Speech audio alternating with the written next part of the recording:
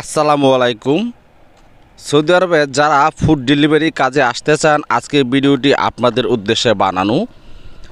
আপনারা যদি food delivery কাজে আসেন বর্তমানে, তাহলে কিন্তু আপনারা যেই কোম্পানিতে আসবেন, মানে ফুড ডেলিভারি কোম্পানির নিজস্ব কিন্তু কোম্পানি আছে, ওই কোম্পানিতে আসলে আপনারা কিন্তু ফুড ডেলিভারি কাজ করতে পারবেন।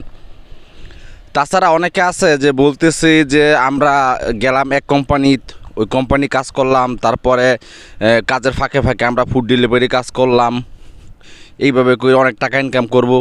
তো দেখুন, আগে কিন্তু এইভাবে অনেক লোকেই কাজ করছে, আমাদের কোম্পানির লোকও কিন্তু এইভাবে কাজ করছে। কোম্পানি কাজ করার পরে পরে যে সময়টা থাকে, এই সময়টা ওরা কিন্তু হাঙ্গার স্টেশন, জাহেজ, এসব ফুড ডেলিভারি কোম্পানিতে কিন্তু কাজ করছে।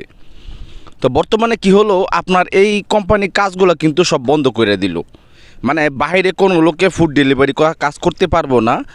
একমাত্র ফুড ডেলিভারি যে কোম্পানি আছে, জাহেজ, তারপরে হাঙ্গার স্টেশন, তালাবাত, তো এই কোম্পানিগুলো কিন্তু এই কোম্পানির লোকজন নিজস্ব লোকজন দিয়ে কিন্তু ওরা ফুড ডেলিভারি কাজটা করাতেছে বর্তমানে। তো বাইরে যে পার্ট টাইম বা বাইরে যে কাজগুলো আছিল, এগুলো কিন্তু বন্ধ হয়ে গেল। যে বাইরে কোম্পানির লোকেও আগে অ্যাকাউন্ট খুইলা তারপরে হুন্ডার বা গাড়ি কিনা ওরা ফুড ডেলিভারি করতো।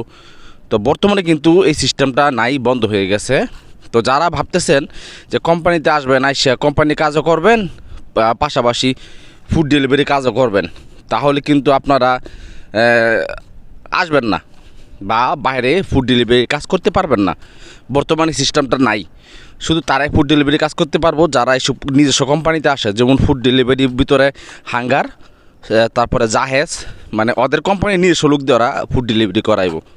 বাইরে কোনো আউট লোকজন নিয়ে করা ফুড ডেলিভারি করায় না বর্তমানে। ধন্যবাদ।